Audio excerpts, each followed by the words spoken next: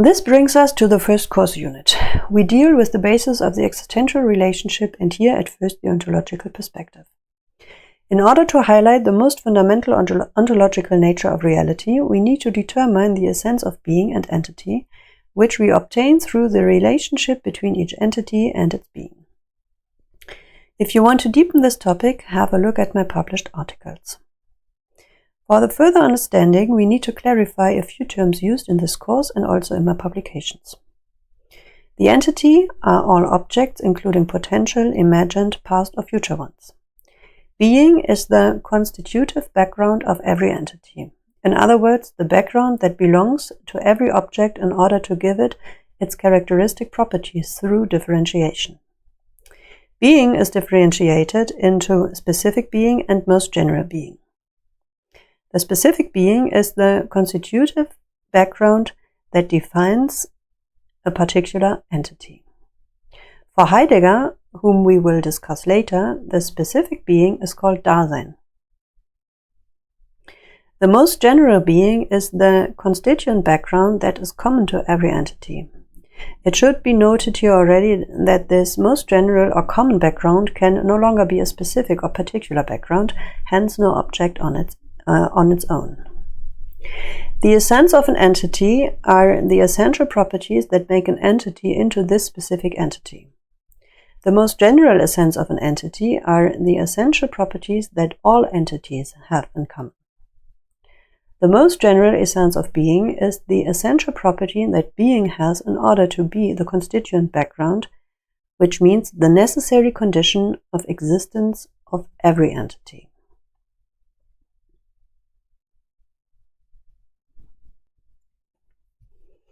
First, we consider the question of what being and entity are and identify both as space-time and an entity as realms of being. This follows from the following arguments. Heidegger emphasizes the extension in space and time as the basic determination of the world and of individual things. This is the fundamental property that must be attributed to every entity, whether of a material, intellectual, imagined, or merely possible nature. We consider the most important statements. Space and time are the condition of the possibility of appearance, in that they necessarily belong to every object, including imagined ones, from the outset. Because every existing thing takes up space-time through its being in the world, and thereby separates itself from other space-time. It thus forms a spatio-temporal gestalt against a spatio-temporal background. We can therefore describe it as a contour within space-time. We will also deal with the figure-ground separation of Gestalt theory later. Space and time are thus form-giving principles of phenomena, because non-spatial or non-temporal phenomena, also as ideas, are impossible, since phenomena only arise through spatial or temporal relations.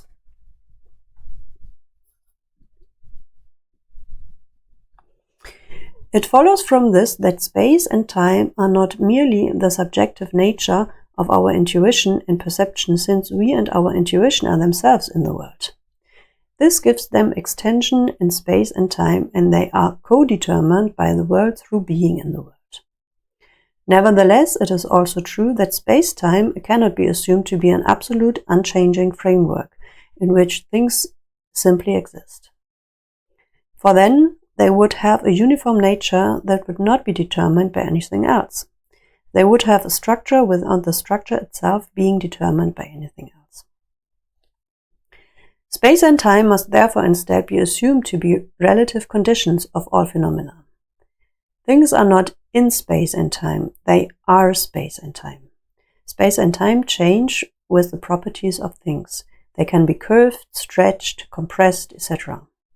This means all arbitrary temporal and spatial states are stored in the space-time of things. The same applies to time. In being, time is always present as now, which in turn consists of the no longer and not yet in all tenses. Being can therefore also in time be understood as all possibilities. Time forms are factual, which means they are real or actual at every moment. This means that it is wrong to regard the past as no longer existing, since the past exists in things, as does their future. If we were to cut them out as non-existent, we would have a now without foreground and background. With this argument, the tenses are also not limited to 3, which would result in a uniform lapse of time. But instead, because things are time, and the tenses all belong relatively to every spatially extended entity, there are an infinite number of tenses.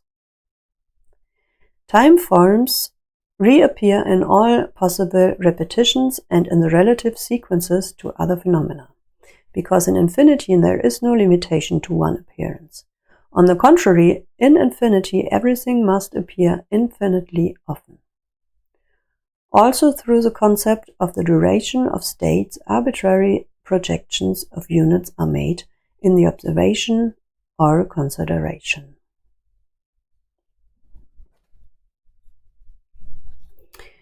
Then we look at the concept of nothingness. Nothingness is a component of being, because being is not pure existence in itself, and non-being is not complete disappearance, but non-being is a kind of being. The arguments are based on the fact that an entity is always also determined by what it is not, since being in time always also denies forms, which constitutes an indeterminate part. Being is therefore constant change through every entity. Through the indeterminate part, being contains all possibilities. The indeterminate part of being presents itself as nothingness, because with the appearance of an entity, non-appearance is always also designed and thus retains its negative validity. For this reason, nothingness always necessarily belongs to being, as the no longer and the not yet. It has itself a spatio-temporal extension in being. It is important to distinguish that nothingness belongs to being and not to the entity, whereby the entity is referred to as something. Nothingness is the opposite of something, and thus part of the being from which something emerges, because it remains present in the other tenses of not more and not yet, and hence the possible. An entity, however, is emerged being and is constantly changing. As a result, an entity itself is being and again contains all possibilities and indirectly also nothingness. It is therefore only a perspective to separate an entity from being.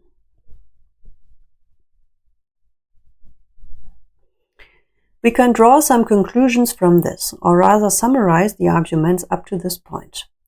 Every entity in any material qualities and forms occupies space-time through its being in the world and delimits itself from others. We can thus describe it as a contour in space-time, or Gestalt, as we will discuss later with regard to the figure-ground separation in Gestalt theory. The most fundamental common feature of being and entity is their spatio-temporal existence. Despite the separation of the Gestalt from the contextual background, being and entity are not to be regarded as separate, but as one coherent, or always simultaneously as both. This allows us to understand entities as realms of being. Space and time are only separated in our intuition and perception. They have their common origin in space-time. Since spatial unfolding, that is the appearance of being, is always simultaneously temporal unfolding, space and time thus belong inseparably together. Since being contains all times, possibilities, and spatial forms, and every possible Gestalt can be found in being, spacetime is therefore infinite. We can always delimit an entity against any background. If we were to draw a boundary in being, we would have a new entity to which a being would have to belong. And from this it follows, since there is no specification or structure for this infinity, and it cannot be structured conclusively, being in space and time is indefinite infinity, and with that, thus, absolute infinity.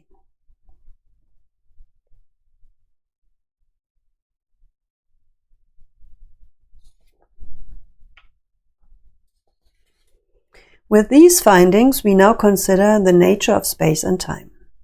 Spacetime is completely continuous, which will be proven in detail below with two arguments.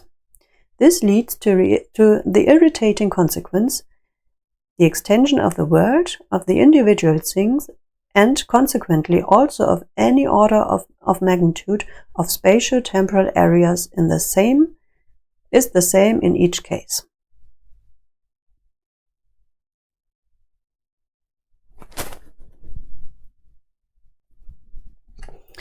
With these findings, we now consider the nature of space and time. Spacetime is completely continuous, which will be proven in detail below with two arguments. This leads to the irritating consequence, the extension of the world, of the individual things, and consequently also of any order of magnitude of spatio-temporal areas, is the same in each case. Absolute infinity results from the continuum. The first argument arises for reasons regarding the substance, because it applies. Every entity with its extension separates itself from an outside through a boundary that also has extension. The entity and the external, that is, the encompassing, themselves have extension in space. If we were to assume that they only touch each other, then there would be space between them, which would constitute the boundary, no matter how small it is assumed to be. If instead we assume that the boundary belongs to the exterior, then the entity no longer has a boundary and is continuous, and the boundary has a spacetime as part of the bounded exterior. However, since the entity is completely continuous, there is only a smooth transition to the external, which creates a contradiction. The external and the entity must therefore both be completely continuous, and assumed boundaries are only created in consideration.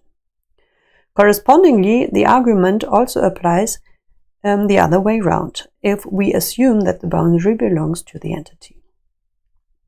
There is an analogy from mathematics. If we were to line up discrete, that means indivisible and clearly delimited points, there would always be a transition that we would have to define spatially in some way in order to be able to determine the transition from one point to another.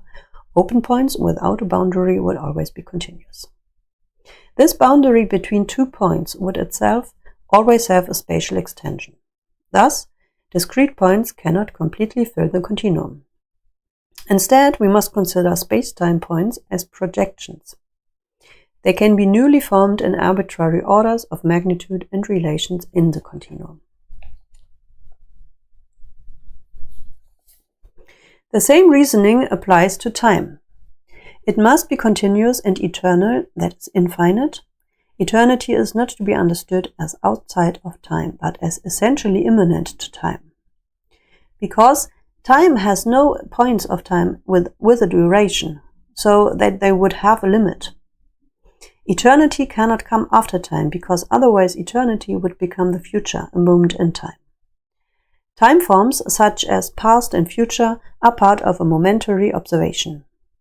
Thus, the commonality of the entity, that is the object or Gestalt, and of being, that is the background inside and outside, lies in extension, independent of any materiality or order of magnitude. Due to the indeterminacy of the structure, that is the orders of magnitude and limitations with regard to the forms, the number of possibilities, etc., we have an infinity that is also unstructured, in contrast to the infinities of today's mathematics, or set theory within mathematics, which are always structured. From this it follows that the absolute infinity of space-time thus results from the continuum of space and time. The second argument is based on existential reasons. Let us again assume that there are discrete, that is non-divisible and clearly delimited points. These discrete points should completely define spacetime, which means they describe the extension of spacetime infinitely and continuous towards the outside, but since the points are not divisible, this continuity cannot continue inwards, whereby it is limited inwards.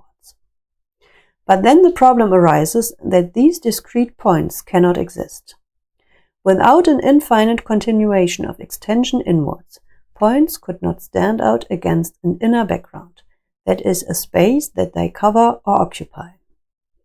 Only through the space, which they occupy and cover, they are constituted and given their existence. The inner space must be infinitely divisible, that is, completely continuous, because every new boundary would again lack an inner overlap without which it could not exist. This means for space-time, or even only parts of it, that it cannot be constituted from discrete points, since these themselves have no inner covering of their own and thus no existence of their own, by being distinct from this inner covering. It follows from this argument that every entity must be continuous, since with the discontinuous we would reach an ultimate inner limit that would have no existence. It also follows that the constituent background always exists inwardly as well. Depending on the perspective, it can be referred to as foreground or inner background. That means the existential relationship exists outwards and inwards. Hence, we receive absolute infinity in the extension outwards and in every point. Now we consider the side of cognition. The existential relationship corresponds to the figure-ground separation of intuition. We will first look at semantic consciousness and the formation of concepts in order to highlight the differences in the forms of consciousness. We will also see an illustration later that shows how concepts emerge from the subconsciousness into the semantic consciousness. Concepts are meaningful content, which means they are modules of knowledge. They are part of the semantic consciousness and lie above the subconscious. Semantic consciousness, that is, the consciousness of meanings, partially overlaps with the subconscious. It occurs in different forms of consciousness, since concepts can be unconscious, conscious, or merely known. The unconscious is divided into the subconscious and experience, such as attitudes, unconscious values, and norms, or experiential knowledge about which no conscious information can be given.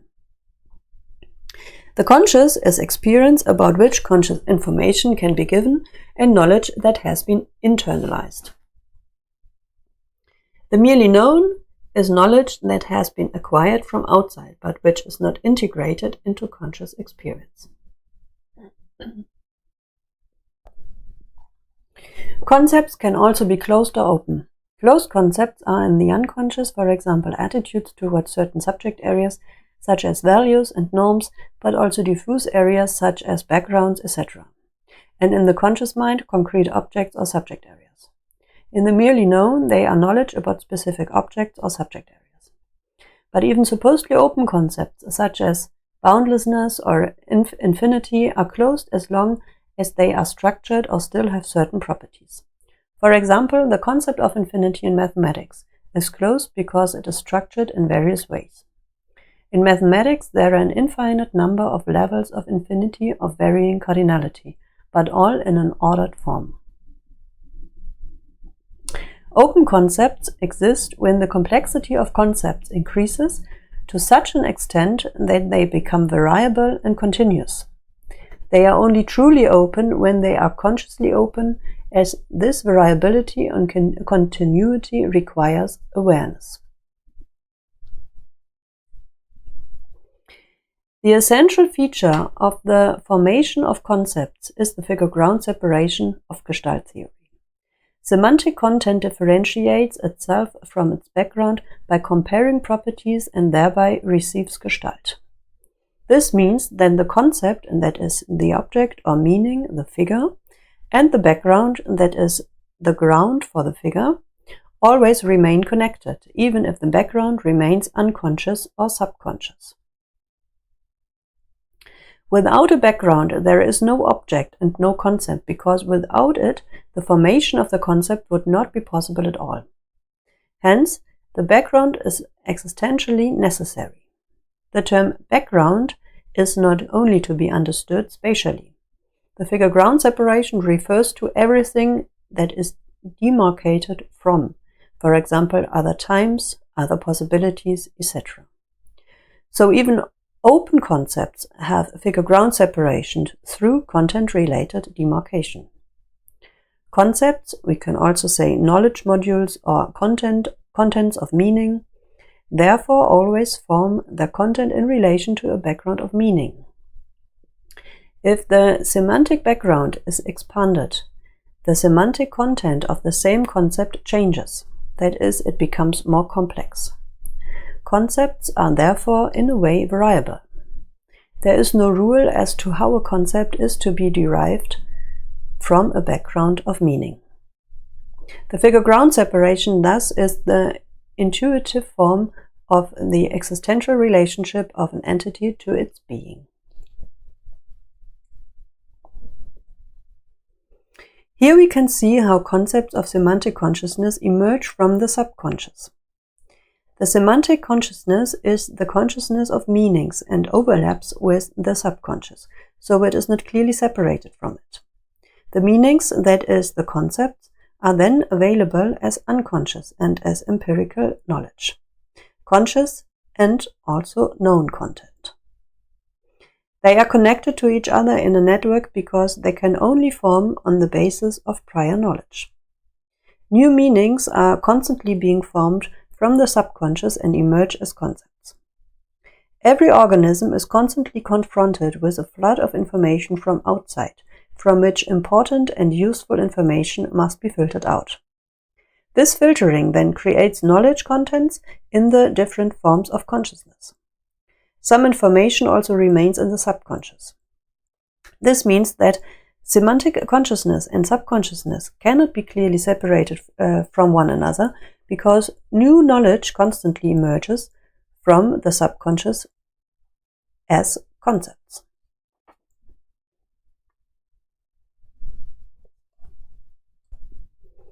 Overall, we can conclude from this for both sides.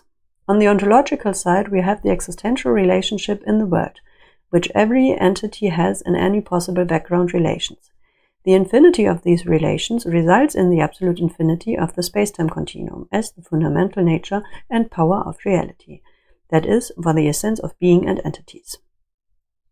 The basic characteristics of the existential relationship are therefore the existence of every entity is the always existing relation of the entity to its being, which is given by the constitutive background and the essence. Background and essence are necessarily absolutely infinite, since the single references must always exist themselves within this infinity. The entity can thus be understood as a contour between inner and outer absolute infinity. The prerequisite and condition of every existence is therefore the absolute infinity, which makes up the power of the space-time continuum, inside and outside. This means we get as a result the absolute infinity of being, that is the space-time continuum, and the relationship of every entity to it make up the basic fundamental ontology. On the side of cognition, we have the existential relationship in intuition, which is given by the figure-ground separation and corresponds to the existential relationship of being and entity in the intuitive form. The fundamental orientation in concept formation is absolute infinity. In it, with the primary orientation towards absolute infinity, specific backgrounds are identified, and then, in front of these differentiated specific grounds, concepts can be highlighted as figures. For the most general ground, that is the first basic orientation, absolute infinity results from the fact that every ground itself can become a figure, just as in the ontological existential relationship discussed before. This brings us to the end of this course unit, and you will find here the literature used and also recommendations for further reading.